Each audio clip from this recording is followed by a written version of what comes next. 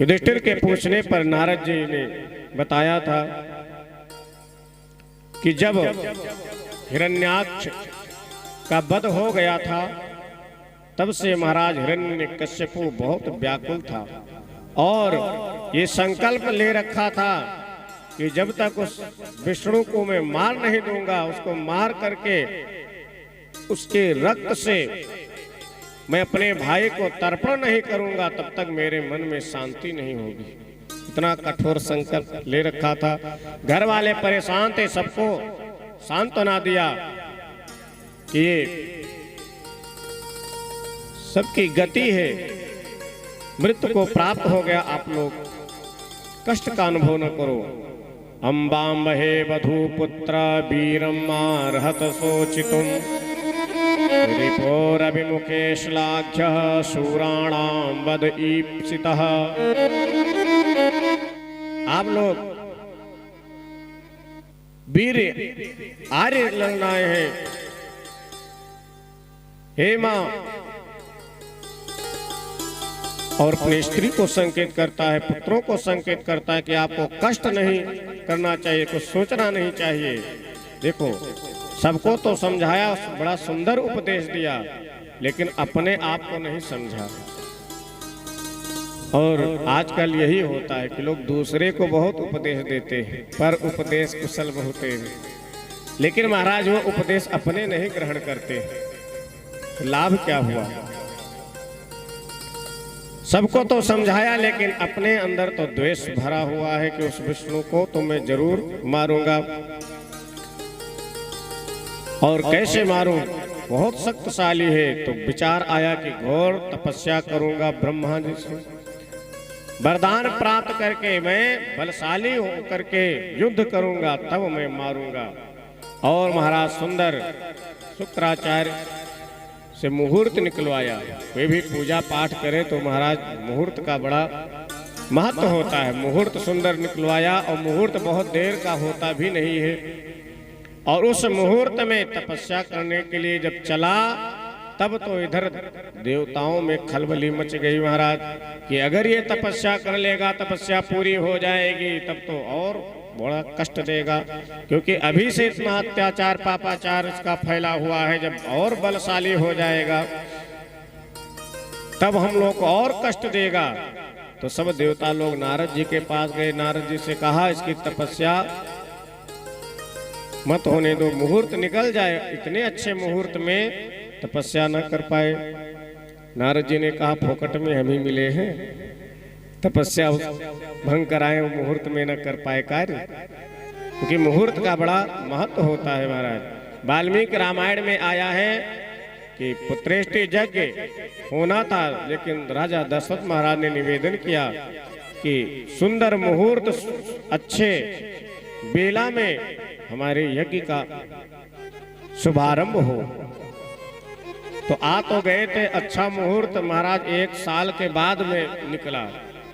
तो राजा दशरथ जी ने कहा महाराज कोई बात नहीं है, ये आप लोग यही रहिए, चकाचक प्रसाद पाइए, दक्षिणा लीजिएगा, जब अच्छा मुहूर्त आए तब यज्ञ प्रारंभ कराइएगा।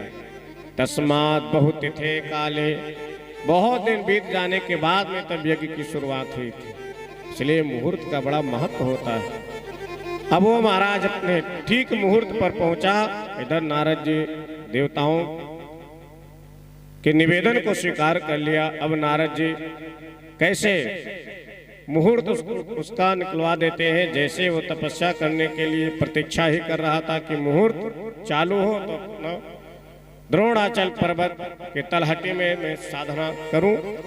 ओ महाराज जैसे मुहूर्त चालू हुआ, तपस्या करना चाहा, और तुरंत नारद जी तोता बन करके और भगवान नाम संकीर्तन करने लगे। श्रीमन नारायण नारायण नारायण, श्रीमन नारायण नारायण नारायण, श्रीमन नारायण नारायण नारायण, श्रीमन नारायण नारायण नारायण, श्रीमन नारायण नारायण नारायण, श्रीमन नारायण नारायण नारायण, भजमन नारायण नारायण भज मन नारायण नारायण नारायण भज मन नारायण ओ श्रीमन नारायण नारायण नारायण श्रीमन नारायण नारायण नारायण श्रीमन नारायण नारायण नारायण श्रीमन नारायण नारायण नारायण भज मन नारायण नारायण नारायण ओ भज मन नारायण नारायण नारायण जैसे वो नाम सुने महाराज तुरंत दौड़ाया कि ये कौन है मेरे शत्रु का नाम ले रहा है, मेरा मुहूर्त खराब कर दिया। और उधर दूर भगाए, थोड़ी दूर उड़ करके नारद जी चले जाए। उसके बाद जैसे फिर से बैठना चाहे और फिर नारद जी डाली पर उसके सर के ऊपर बैठ करके बिल्कुल पास में फिर वही कीर्तन करने लगे। श्रीमन नारायण नारायण नारायण श्रीमन नारायण नारायण नारायण श्रीमन नारायण तो श्रीमन नारायण नारायण नारायण श्रीमन नारायण नारायण नारायण श्रीमन नारायण नारायण नारायण श्रीमन नारायण नारायण नारायण हज मन नारायण नारायण नारायण भज मन नारायण नारायण श्रीमन नारायण नारायण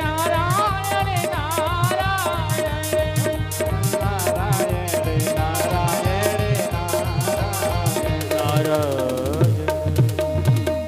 महाराज जैसे नारद जी कीर्तन करते वो उठ करके खड़ा हो जाता और तोते को मारने दौड़ाता और फिर खुदक करके दूसरे डाली पर बैठ जाते, फिर बैठता, फिर नारद जी कीर्तन चालू कर देते, तोते के रूप में थे। अब महाराज परेशान हो गया। नारद जी कब तक करते रहे जब तक वो मुहूर्त निकल नहीं गया। भाई मुहूर्त बहुत दीर्घकालीन समय के लिए थोड़ी होता है, आधा घंटा 1 घंटा बहुत। अगर मुहूर्त देखा जाए एक लगन तो 2 से 2.5 घंटे की एक लगन होती है। अब वो मुहूर्त निकल गया, नारद जी भी महाराज फुर्र से उड़ गए। अब फिर लौट आया और महाराज लौट करके आया। उसकी पत्नी कयाधु ने कहा स्वामी इतनी जल्दी तपस्या पूरी हो गई? अभी सुबह गए थे फिर शाम को आ गए। अरे क्या बताऊं, आज बहुत बड़ा विघ्न हो गया। क्या हुआ? अरे मत पूछो, मेरे शत्रु का नाम एक पक्षी ले रहा था। जैसे मुहूर्त प्रारंभ हुआ वो पक्षी, वो तोता मेरे शत्रु का बार बार नाम ले रहा था। अब कयाधु तो समझ गई उनकी पत्नी, लेकिन फिर भी पूछती है कि स्वामी पतिदेव ये बताइए कौन सा नाम ले रहा था, किस शत्रु का नाम ले रहा था? और हिरण्यकश्यपु नाम लेना नहीं चाहता अपने मुंह से। अब जिद कर लेते कि आपको बताना पड़ेगा कि वो जो है पक्षी कौन सा नाम ले रहा था। अब झुझला करके वही बोला, अरे किसका नाम लेगा, मेरा शत्रु और कौन है? वही नारायण नारायण। 2-4 बार बोला। बड़ा अच्छा लगा कि कम से कम पहली बार शब्द उच्चारण किया मेरे पतिदेव ने। फिर पानी पिलाया और महाराज सेवा की। उसके बाद में फिर कयाधु कहती पतिदेव एक बात और बता दीजिए, वो तोता कैसे नाम ले रहा था? वो जैसे ले रहा था वैसे आप बताइए। तो हिरण्यकश्यपु भी उसी आवाज में और जैसा कीर्तन कर रहे थे उसी कीर्तन की ध्वनि में कहता है, श्रीमन नारायण नारायण नारायण, श्रीमन नारायण नारायण नारायण, श्रीमन नारायण नारायण नारायण, श्रीमन नारायण नारायण नारायण। सुंदर कीर्तन करके सुनाया तो कयाधु जी प्रसन्न हो गई। फिर भोजन कराया। भोजन कराने के बाद में जब बिस्तरे पर हिरण्यकशिपु पहुंचा तो फिर कयाधु वही प्रश्न करते हैं कि स्वामी एक बार और बता दीजिए वो कैसे नाम ले रहा था। और फिर महाराज कीर्तन करके वही बताता है, यानी लगभग 108 बार नाम उच्चारण कयाधु ने करा दिया हिरण्यकशिपु के मुख से। आज उसी रात्रि में कयाधु अंतर्वती हुई और फिर महाराज दूसरे दिन मुहूर्त देव योग से फिर से मिल गया। दूसरे दिन चला गया तपस्या करने के लिए। और जब तपस्या करने के लिए गया, अब देवताओं को लगा कि फिर से तपस्या करने के लिए चला गया है। अब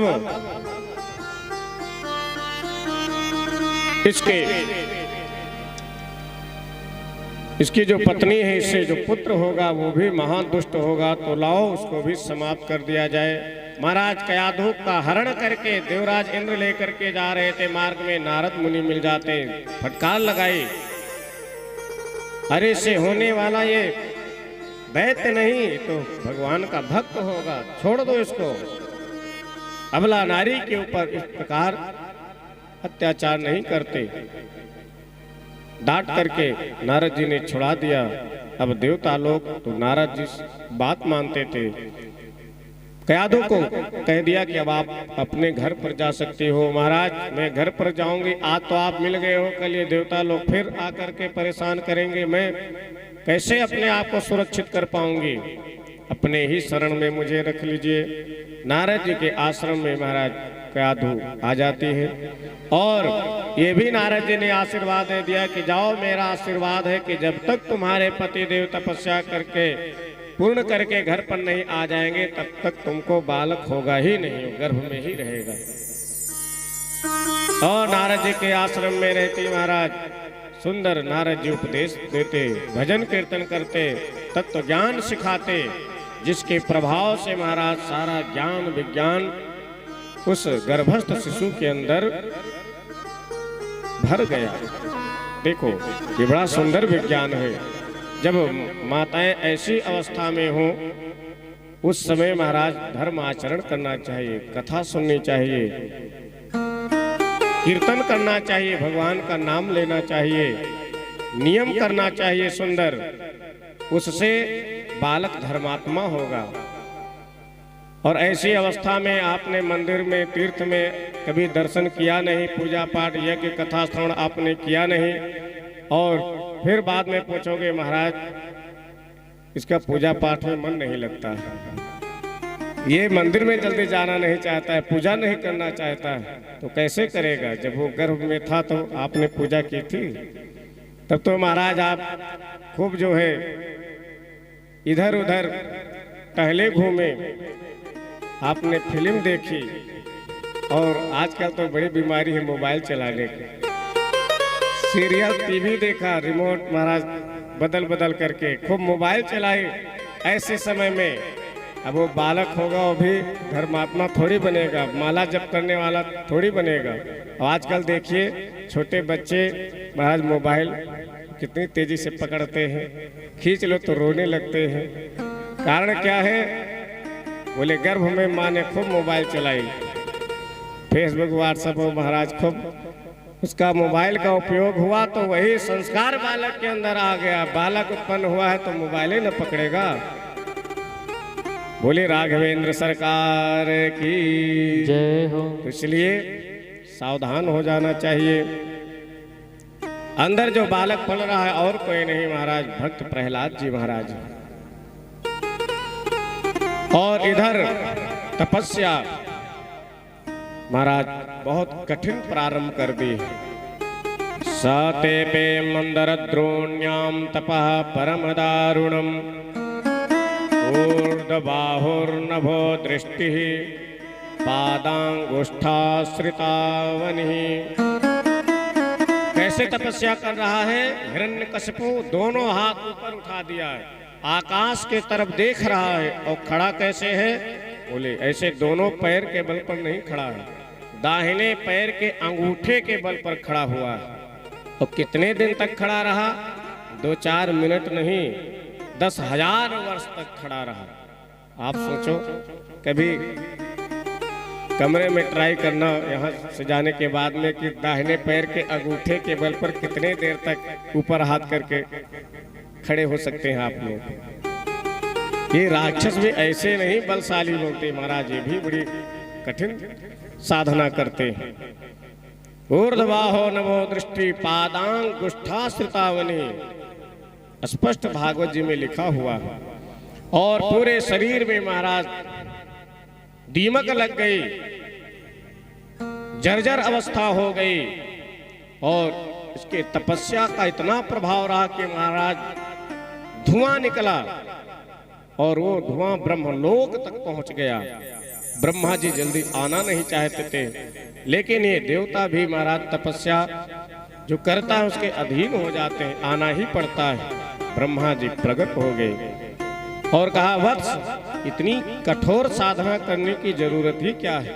मैं प्रसन्न हो गया। परम ब्रूहि, उठो। उत्तिष्ठो तिष्ठ भद्रम ते तपा सिद्धोसि काश्यप, वरदो हम अनुप्राप्तो वियतामीप्सितो वरः। एक काश्यप नंदन, क्योंकि महर्षि कश्यप का पुत्र था ना, इसलिए काश्यप कहते हैं। तपस्या पूर्ण हुई, वरदान मांगो। प्रसन्न हो गया कि मेरी साधना आज सफल हो गई। प्रणाम किया, महाराज और मुझे कुछ नहीं चाहिए, मुझे अमर बना दो। ब्रह्मा जी ने कहा, वो तो मैं स्वयं नहीं हूँ, अमर नहीं हो सकते हो, कोई दूसरा वरदान मांगो।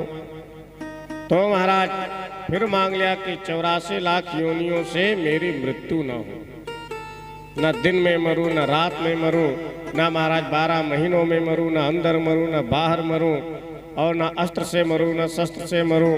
महाराज जितना खुराफात उसके दिमाग में आया सब कुछ मांग लिया। ब्रह्मा जी ने कह दिया तथास्तु। अब वो सोचा ब्रह्मा जी को भी मूर्ख बना दिया हमने, जब सब कुछ मांग ही लिया तो अमर हो गए कि नहीं हो गए? 84 लाख योनियों से मेरी मृत्यु ना हो, न दिन में मरूं, न रात में मरूं, न अंदर मरूं, न घर में मरूं, न महाराज आकाश में मरूं, न पाताल में मरूं, और न ही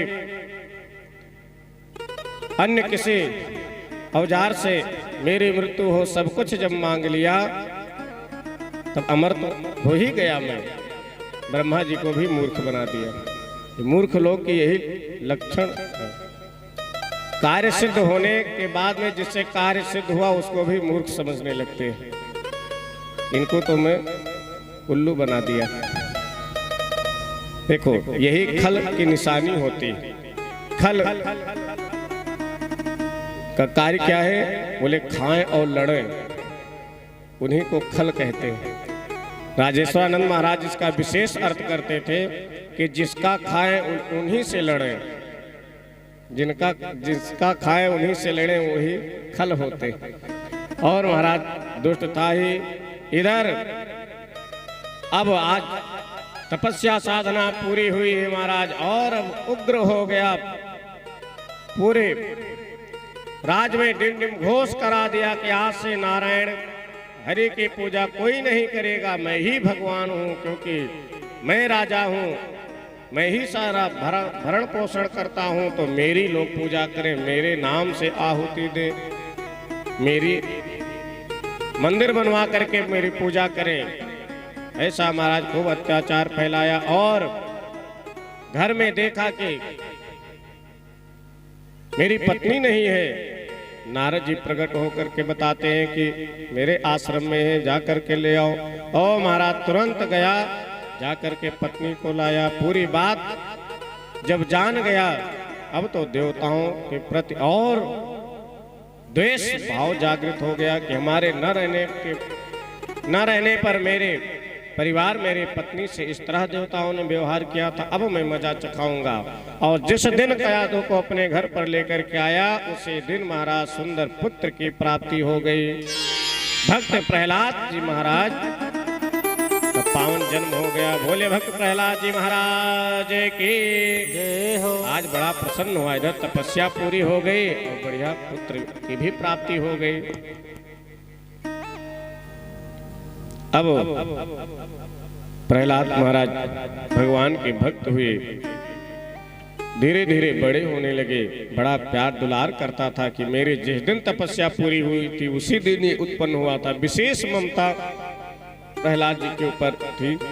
एक दिन अपने गोदी में लेकर के प्रहलाद जी के बाल को सहलाते हुए और हिरण्यकश्यपु ने पूछा कि बेटा सबसे अच्छी बात तुमको क्या लगती है? आपने क्या सीखा इतनी उम्र में? एकदा सुरराट पुत्र मंकमारोप्य पांडव पप्रच्छ कथ्यतां वत्स मन्यते साधु यद्भवान्। प्रहलाद जी महाराज बिना संकोच किए और दिव्य ज्ञान था सुंदर अपनी बात को रखते हैं कि पिताश्री मेरे हिसाब से सबसे अच्छी बात यही है कि भगवान नारायण का ध्यान किया जाए, भगवान का पावन स्मरण किया जाए और एकांत में महाराज घर की माया ममता को छोड़ करके और जंगल में बैठ करके भगवान की साधना की जाए। ये सबसे अच्छी बात है, क्योंकि माया ममता में लोग पढ़ करके, जैसे एक अंधा आगे चल रहा है, पीछे कई अंधे हैं और सब रस्से बांध करके रखे हैं कि हम लोग भाई इधर उधर भटक न पाए। आगे गहरा कुआं था, एक अंधा गिरा, उसको देखते देखते सब उसी में बंधे हुए हैं, भर भरा करके सारे उसी कूप में ही गिर जाते हैं। तत्साधु मन्ये सूर्यवर्य देहि नाम सदा समुद्विग्न धियाम सद्ग्रहात् त्वात्मपातं गृहमन्धकूपं वनं गतो यद्धरिमाश्रयेत। जैसे इस प्रकार का वचन महाराज प्रहलाद जी ने सुनाया, तुरंत उसका तो खून खौल उठा, गोदी से पटक दिया। अरे दुष्ट नालायक, ये चंदन रूपी दैत्य के वन में बबूल कहां से उत्पन्न हो आया? मेरे शत्रु का नाम ले रहा है। किसने तुमको ये सब सिखाया पढ़ाया है?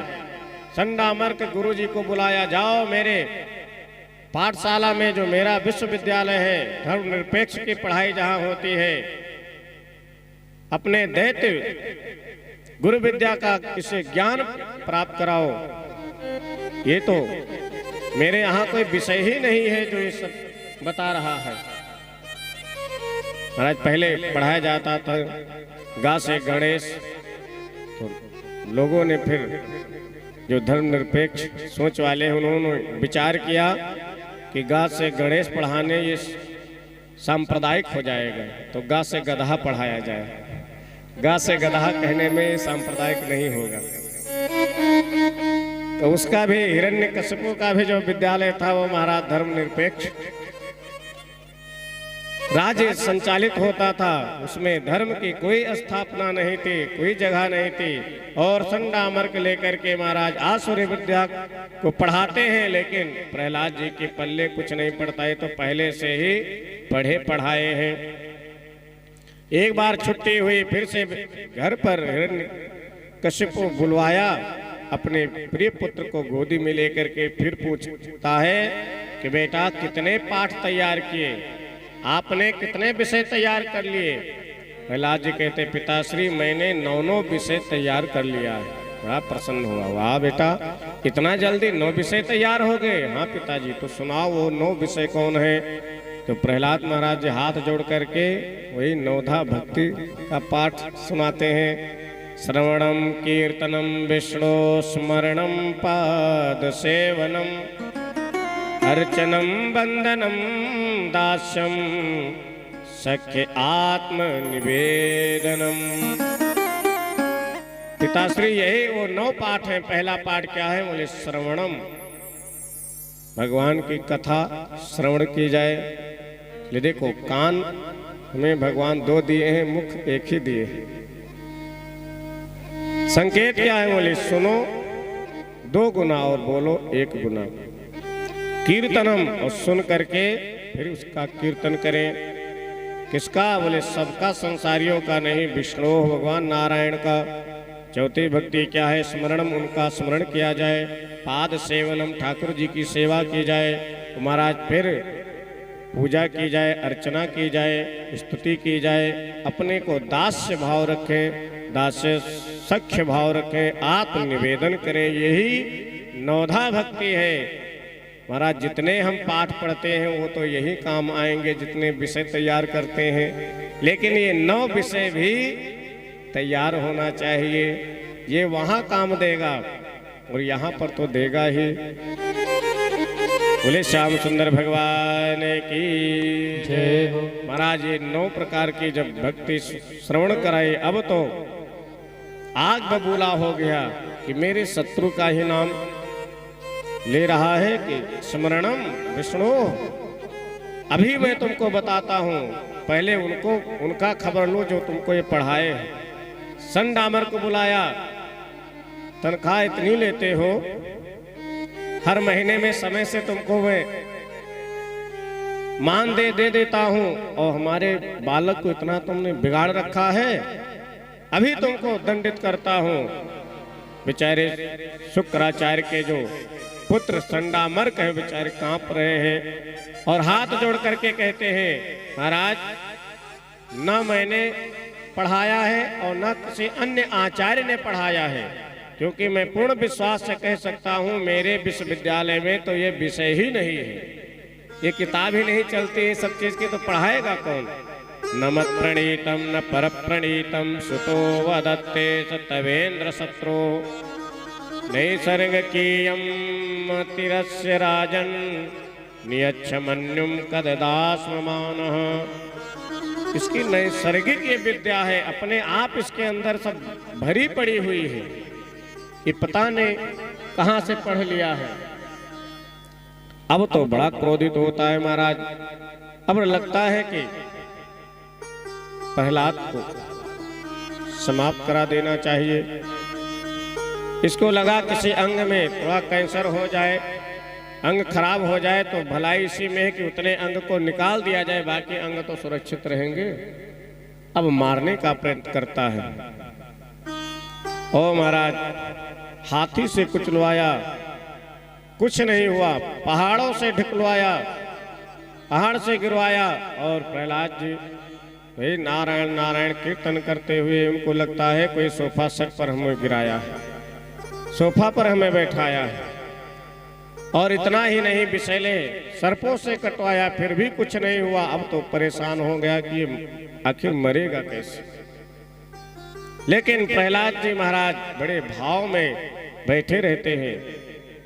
होलिका उसकी बहन थी, उसने कहा भैया मेरे पास एक बहुत सुंदर उपाय है। मुझे ब्रह्मा जी ने वरदान दिया है कि तुम अग्नि में जलोगे नहीं, तो एक विशाल चिता बनाई जाए, मैं लेकर के बैठ जाऊं और ये मेरा भतीजा जल जाएगा और मैं सुरक्षित निकल आऊंगी। हिरण्यकशिपु ने कहा बहन ये तो बहुत बुद्धिमानी की बात तूने की है। और महाराज विशाल चिता लगाई गई। प्रहलाद जी महाराज थोड़ा सा भी दुख का अनुभव नहीं कर रहे, थोड़ी सी भी घबराहट नहीं हुई है कि मुझे जलाया जाएगा। बैठ जाते हैं क्योंकि नारायण भगवान के ऊपर पूर्ण विश्वास है। क्योंकि जब लगन महाराज भगवान से लग जाए तो फिर सोच विचार नहीं करना चाहिए कि अब आगे क्या होगा। जो होगा देखा जाएगा। प्रभु मैं अब आपके चरणों में अपना मस्तक रख दिया हूँ, अब मुझे क्या होगा क्या नहीं होगा हानि लाभ की भी चिंता नहीं है, अब जो होगा देखा जाएगा। भक्तों ने बड़ा सुंदर गाया है। लगन हरि से लगा बैठे, लगन हरि से लगा बैठे, जो होगा देखा जाएगा। लगन हरि से लगा बैठे, जो होगा देखा जाएगा। लगन हरि से लगा बैठे, जो होगा देखा जाएगा। लगन हरि से लगा बैठे, जो होगा देखा जाएगा। जो होगा देखा जाएगा, जो होगा देखा जाएगा। जो होगा देखा जाएगा, जो होगा देखा जाएगा। जो होगा देखा जाएगा। अरे कन्हैया, तुम्हें अपना बना बैठे, तुम्हें अपना बना बैठे, जो होगा देखा जाएगा। तुम्हें अपना बना बैठे, जो होगा देखा जाएगा। ओ लगन हरि से लगा बैठे, जो होगा देखा जाएगा। लगन हरि से लगा बैठे, जो होगा देखा जाएगा।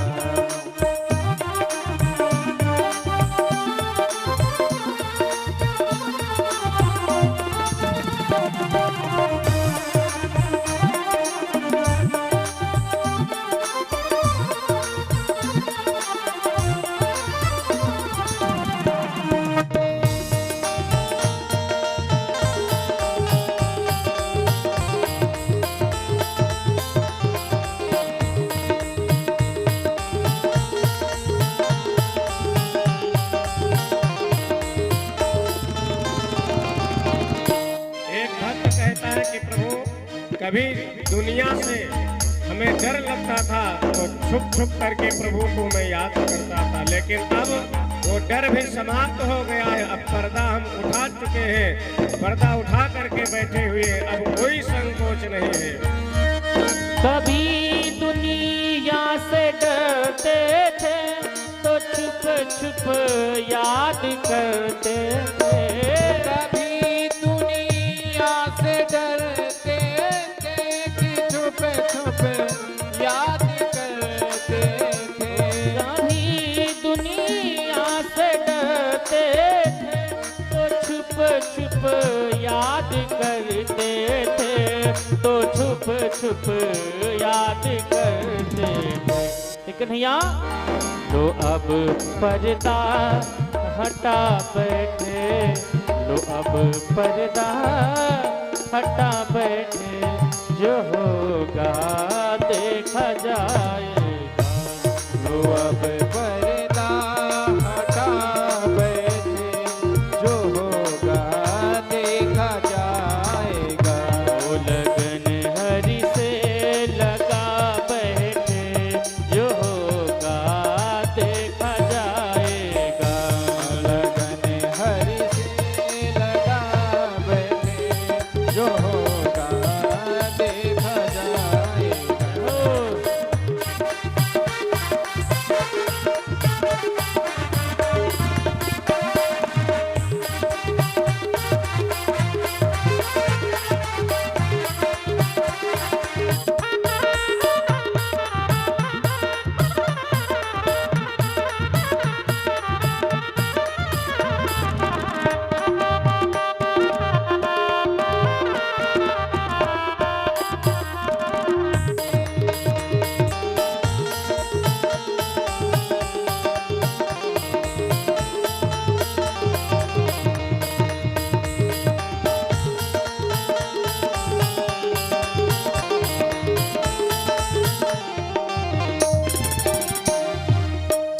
और कन्हैया, कभी ये डर था कि दुनिया हमें बदनाम कर देगी।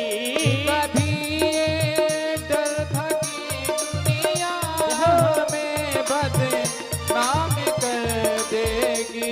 कभी डर था कि ये दुनिया हमें बदनाम कर देगी, हमें बदनाम कर देगी।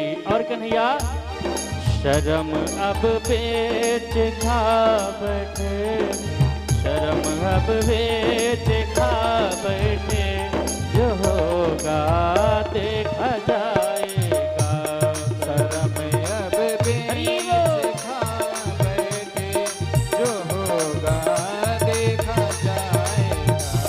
लगन हरि से लगा बैठे, जो होगा देखा जाएगा। लगन हरि से लगा बैठे, जो होगा देखा जाएगा। जो होगा देखा जाएगा, जो होगा देखा जाएगा। जो होगा देखा जाएगा, जो होगा देखा जाएगा। जो होगा देखा जाएगा। लो अब पर्दा हटा बैठे, जो होगा देखा जाएगा।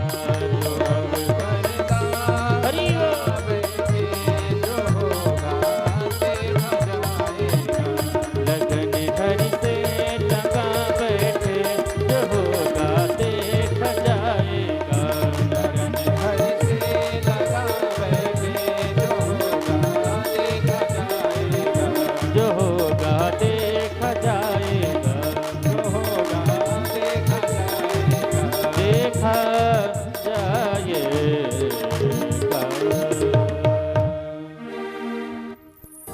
लगन हरि से लगा बैठे, जो होगा देखा जाएगा। अब महाराज कुछ सोचना नहीं, क्योंकि जो दास होते हैं वो कभी उदास नहीं होते, और जो उदास हो गए वो दास नहीं हो सकते। ये नहीं कि भक्ति उमड़ी तो महाराज बढ़िया लड्डू गोपाल को रख लिए, बढ़िया सेवा करने लगे, पूजा करने लगे, और कोई काम बिगड़ गया, महाराज कोई कार्य सिद्ध नहीं हुआ, तब क्या करेंगे? अब पूजा पाठ से फायदा क्या है? अब महाराज भगवान हमारा जब कोई काम ही नहीं बनाए, तब हम काहे पूजा करें? तो सरजू जी में विसर्जित कर देंगे या आस पड़ोस में मंदिर में दे दिए, लो भक्ति पूरी हो गई। धन्य है प्रहलाद जी महाराज, कितनी यातनाएं दी जा रही, लेकिन भक्ति के पथ से अपने आप को जोड़ करके ही रखा, कभी मोड़ा नहीं। होलिका लेकर के बैठ गई है, चिता पे आग लगा दी गई है, को महाराज सब दैत्य लोग ताड़ी बजा रहे हैं कि अब तो समाप्त ही हो जाएगा। लेकिन महाराज जाको राखे साइया मार सके ना कोई, बाल न बाका कर सके, चाहे सब जग बैरी हो।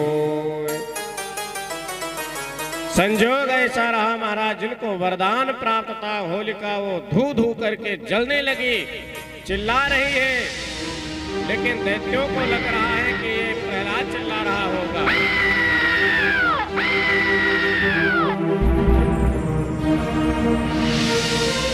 और होलिका महाराज जल करके भस्म हो गई, उसकी चीख को किसी ने नहीं सुना। लेकिन धन्य है प्रहलाद जी महाराज, इनको लग रहा है कि एयर कंडीशन कमरे में हम एसी कमरे में बैठे हुए और भगवान का भजन कर रहे हैं। ये सब कैसे हुआ, सोचने वाली बात है। ब्रह्मा जी को वरदान प्राप्त था, ब्रह्मा जी का वरदान होलिका को ये प्राप्त था कि अग्नि में जलेगी नहीं, तो कैसे जल गई? क्या ब्रह्मा जी का साप झूठा हो गया? ऐसा नहीं, तो फिर जली कैसे? इसका उत्तर ये है कि वो वरदान तो सत्य था, लेकिन वो भगवान के क्रोध रूपी अग्नि में जल गई, क्योंकि भगवान ने कहा है कि जो मेरे भक्त का अपराध करता है, मेरे भक्त को जो समाप्त करना चाहता है, द्वेष रखता है, ईर्ष्या करता है, वो मेरे क्रोध रूपी अग्नि में वो जल जाता है। जो अपराध है भगत कर करे, जो अपराध भगत कर करे, जो भगत कर करही जो अपराध भगत कर करही राम रोसे पावक सोजरे राम रोस पावक सोजरे जो अपराध भगत कर करई राम रोष पावक सोजरे। और भगवान के क्रोध रूपी अग्नि में होलिका जल करके भस्म हो गई, प्रहलाद बच गए। अब दैत्य लोग आंख फाड़ फाड़ करके देख रहे कि ये ऐसा चमत्कार कैसे हो गया। अब आज पहली बार हिरण्यकश्यप भी डर गया कि मेरी इतनी सुंदर बहन होलिका चली गई। अब लगता है मेरा काल यही बन करके आया है। तब से छोड़ दिया कि अब इसके लिए कुछ नहीं करना। अब अपने मस्ती में विचरण करते एक दिन विद्यालय पहुंच गए। मध्याह्न का अवकाश हुआ। सभी बालकों को प्रहलाद जी ने बुला लिया कि आओ मेरे पास में, और सबको महाराज सुंदर ज्ञान देने लगे कि देखो मित्रों, कौमार अवस्था से ही भजन करना चाहिए। कौमार आचरेत प्राज्ञो धर्मान भागवतानिह। ये मानव जीवन अत्यंत दुर्लभ है। दुर्लभम मानुषम जन्म तदप्य ध्रुवमर्थदम। महाराज सबको सुंदर उपदेश दे करके और सबों से कीर्तन कराने लगे। संडामर्क पहुंच गए महाराज। ये दृश्य देखा, बहुत सुंदर कीर्तन चल रहा है। जहाँ भजन कीर्तन चले थोड़ी देर के लिए हमारा भी मन मयूर नृत्य करने लगता है। और महाराज वो दोनों भी कीर्तन करने लगे। श्रीमन नारायण नारायण नारायण, श्रीमन नारायण नारायण नारायण, भजमन नारायण नारायण नारायण, भजमन नारायण नारायण नारायण, श्रीमन नारायण नारायण, श्रीमन नारायण नारायण नारायण, श्रीमन नारायण नारायण नारायण, श्रीमन नारायण नारायण नारायण, ओ श्रीमन नारायण नारायण नारायण, श्रीमन नारायण नारायण नारायण, भजमन नारायण नारायण नारायण, भजमन नारायण नारायण नारायण। बोले श्रीमन नारायण भगवान की जय हो। सुंदर कीर्तन करते हुए महाराज आज हिरण्यकश्यपु देख लिया, फटकार लगाया, अरे क्या तुम लोग बना करके रखे हो। अब तो महाराज सब डर गए। संडामर्क ने कहा, प्रभु ये जो आपका बालक है ना, यही सबको बिगाड़ दे रहा है। आज महाराज बहुत क्रोध उत्पन्न हुआ। प्रहलाद को पकड़ लिया हिरण्यकश्यपु ने और कहा, आज मैं तुमको छोड़ूंगा नहीं। तुम अब क्षमा के सीमा को पार कर गए हो। ये बता किसकी बल से तुम इतना बलवान है, इतना निडर है कि तुमको थोड़ा सा भी डर नहीं लगता है। तो किसकी शक्ति से इतना तो निडर है। हे दुर्विनीत दुष्ट जड़।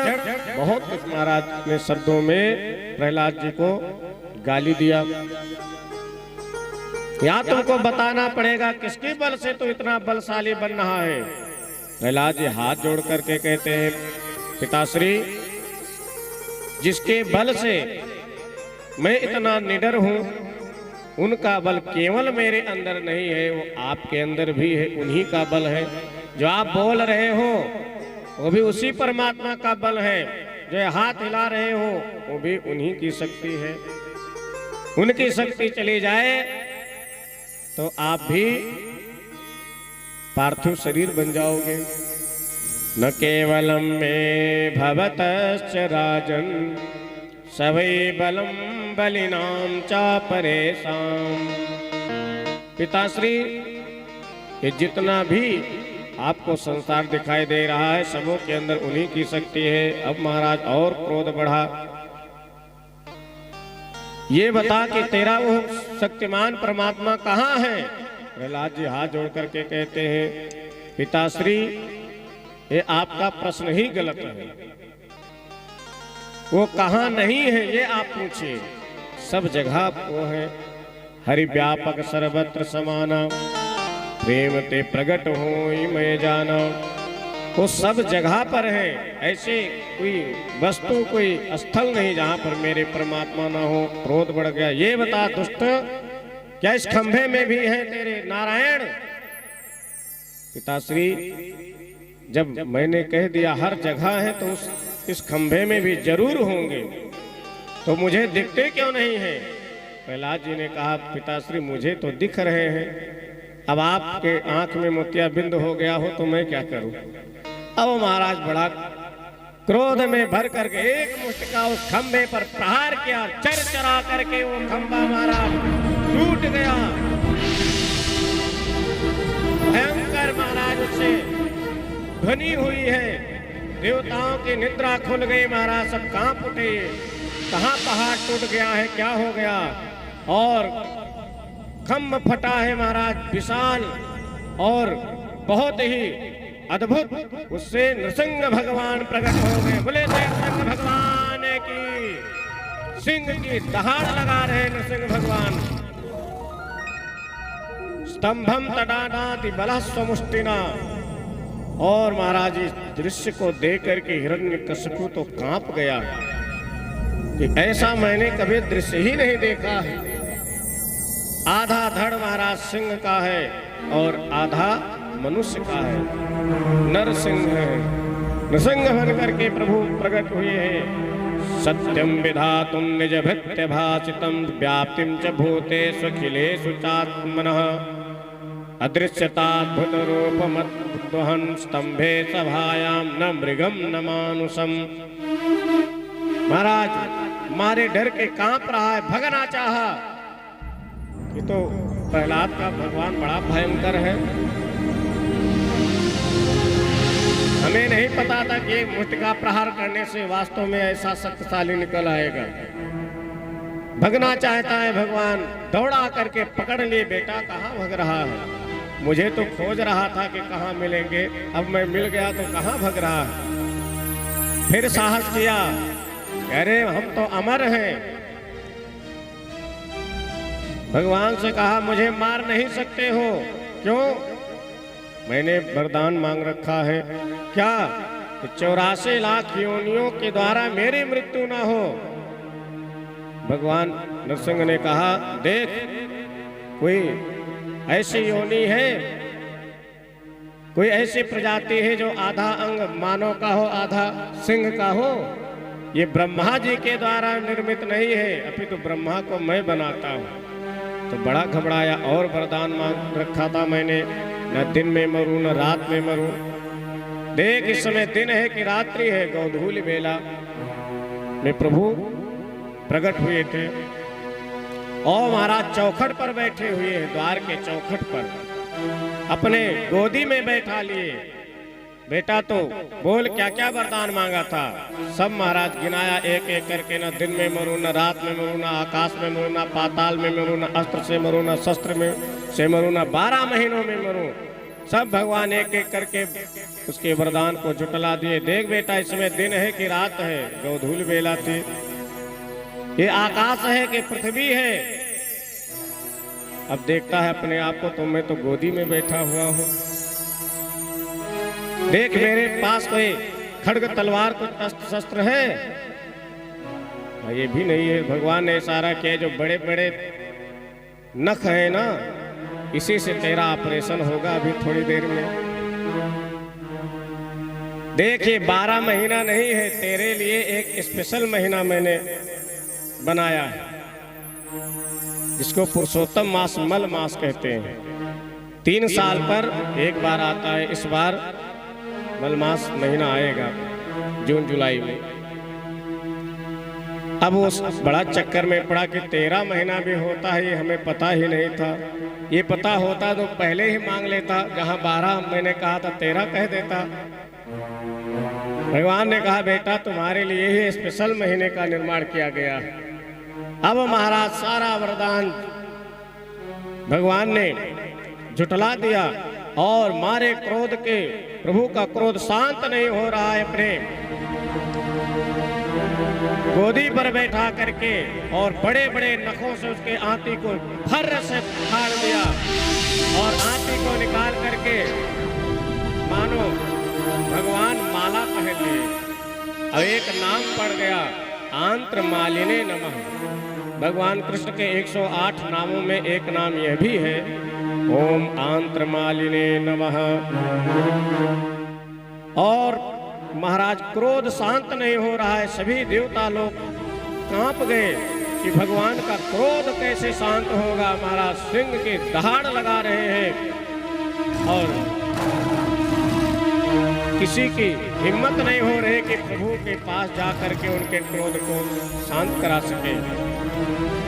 सबों ने स्तुति की। यक्ष, कुबेर, ऋषि, रुद्र, पितर, चारण, नाग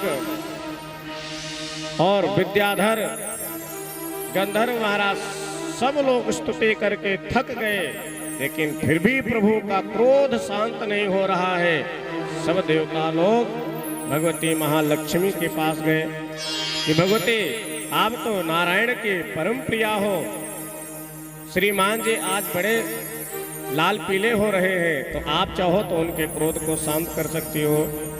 भगवती श्री जी ने कहा वो तो मेरे चुटकी का खेल है, अभी मैं जाऊंगी मुझे देखते ही शांत हो जाएंगे। महाराज भगवती महालक्ष्मी जी 16 श्रृंगार करके दिव्य सज धज करके सोने की थाली सजा करके नृसिंह भगवान के पास चल देती है और चरण से आरती प्रारंभ की। जैसे मुखमंडल पर आरती की थाली घुमाई, भगवान एक सिंह दहाड़ लगाई। तुरंत भगवती महालक्ष्मी थाली अलग गिरी, दैया मैया कह करके भग पड़ी कि ऐसा रूप मैंने कभी देखा ही नहीं। मेरे स्वामी जी इतने आग बबूले हो रहे हैं, मेरे बस की तो बात नहीं है। भगवती महालक्ष्मी जी उल्टे पांव चली गई। अब तो देवताओं में और महाराज खलबली मच गए कि अब क्या होगा, कैसे क्रोध शांत होगा प्रभु का। तो सबों ने विचार किया कि जिसके लिए प्रभु अवतार लिए इतने क्रोध में है, क्यों ना उसी भक्त प्रहलाद को भेजा जाए स्तुति करने के लिए, जिससे प्रभु का क्रोध शांत हो पाए। और भक्त प्रहलाद जी महाराज जाकर के बड़ी सुंदर भाव से स्तुति करते हैं। कहते हैं प्रभु मुझे विश्वास नहीं हो रहा है कि मेरे स्तुति से आप प्रसन्न हो जाओगे, क्योंकि अनेक देवता गंधर्व आदि स्तुति करके हार करके चले गए। भगवती महालक्ष्मी जी की स्तुति से भी आप प्रसन्न नहीं हुए, तो ये दैत्य असुर का बालक है, किस प्रकार से आपको संतुष्ट कर पाएगा, कैसे आपकी स्तुति कर पाएगा। फिर भी आपको प्रभु इतना कष्ट उठाना पड़ा, ये किस लिए? इस असुर बालक के लिए ही तो आपको कष्ट उठाना पड़ा है। इसलिए ये दैत्य बालक आपके चरणों में प्रणपात करते हुए क्षमा मांगता है। मुझे आप क्षमा कर दो।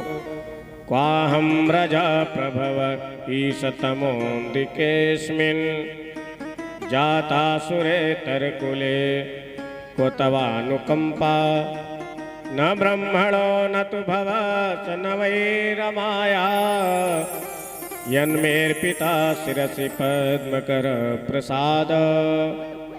प्रभु मेरे अपराधों को आप क्षमा कर दो। प्रहलाद जी की स्तुति करने से महाराज नृसिंह भगवान का क्रोध पानी की तरह बह गया और गोदी में लेकर के महाराज खूब चाटने लगे, लाड़ प्यार दुलार करने लगे। जैसे सिंह अपने बच्चे को दुलार करता है, उसी प्रकार प्रहलाद जी को लाड़ प्यार दुलार करने लगे।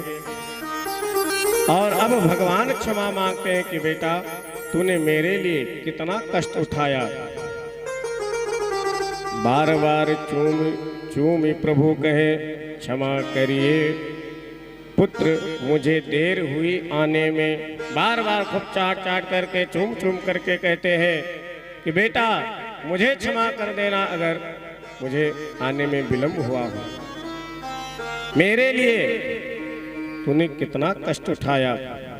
त्वेदं बभूव च वया सुकुमार में त्वेता प्रमत कृत दारुण यातनास्ते आलोचितो हि विषयो यम भूतपूर्वा क्षन्तव्य मंग यदि मे समये विलम्बः क्षन्तव्य मंग यदि मे समये विलम्बः। महाराज भगवान की वाणी सुन करके प्रहलाद महाराज जी के दोनों नेत्रों से गंगा यमुना की धार मानो प्रवाहित हो चली। प्रभु ऐसा आप क्यों कह रहे हैं? इस दैत्य वाले के ऊपर प्रसन्न होकर के आप इस प्रकार दर्शन दोगे, मुझे विश्वास नहीं था। आपके चरणों में बारंबार प्रणाम है, भगवान प्रसन्न हो गए। बेटा कोई वरदान मांग लो। प्रहलाद जी ने कहा कि प्रभु मुझे भक्त ही रहने दो, मुझे बड़िक मत बनाओ, बनिया मत बनाओ, क्योंकि कुछ करके कुछ लेना, थोड़ा सा करके अधिक लेना, ये तो बड़िक का काम है। मुझे भक्त ही रहने दो। भगवान ने कहा नहीं, मेरी इच्छा है तुम राज्य करो। भक्त प्रहलाद कहते हैं प्रभु और कोई शेष इच्छा नहीं है, बस यही एक इच्छा है कि मेरे पिता की दुर्गति न हो। भगवान कहते हैं धन्य हो पुत्र, तुम्हारे ऐसे भक्त जिस कुल खानदान में हो जाएं, वो एक दो नहीं 21 पीढ़ी को मैं तार देता हूं। त्रिसप्त भी पिता पोता पितृ भी सहते नघः।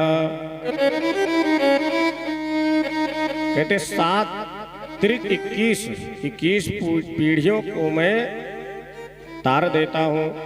अब वो माँ धन्य है जिनके यहाँ सुंदर भगवत भक्त का जन्म होता है। पुत्रवती जुवती जग सोई रघुपति भगत जास सुत होई। महाराज वो पितर भी धन्य हो जाते हैं। अगर नरक में भी पड़े हों तो वहां से भी छुटकारा उनको मिल जाती है। स्वर्गे स्थितानां पितरोपि धन्या यस्मिन् कुले वैष्णव नामधेयम्। आप इसकी चिंता मत करो, तुम्हारे पिता की दुर्गति नहीं होगी, सदगति होगी। और जाओ, मेरा ये भी आशीर्वाद है, मैं वचन दे रहा हूं कि आज से तेरे कुल में जो भी उत्पन्न होगा मैं वध नहीं करूंगा, मैं मारूंगा नहीं। यही वचन भगवान ने प्रहलाद जी को दिया है। इसका आगे बाणासुर ने भी गलती की थी, लेकिन उसको जीवन दान दे देते हैं।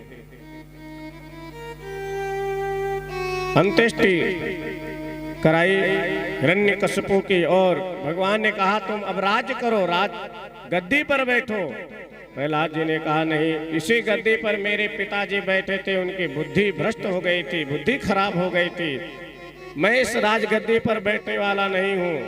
भगवान ने कहा नहीं, मेरी इच्छा है। तो भगवान ने कहा देखो मैं पहले बैठ जाता हूँ। और नरसिंह भगवान उस गद्दी पर पहले विराजमान हुए, बैठे। अब उसका नाम भी बदल गया। पहले तो राजगद्दी कही जाती थी, अब उसका नाम सिंहासन हो गया। सिंह भगवान नरसिंह भगवान का आसन बन चुका, इसलिए सिंहासन कहा जाता है। और भगवान बैठ करके फिर उससे उतर गए और कहा कि अब मेरा प्रसाद मान करके इस पर बैठो, बुद्धि तुम्हारी खराब नहीं होगी। बोले श्री नरसिंह भगवान की जय हो। इस प्रकार प्रहलाद जी महाराज भगवान को दिव्य प्रणाम करके अर्चन वंदन करके राज्य को संभाला।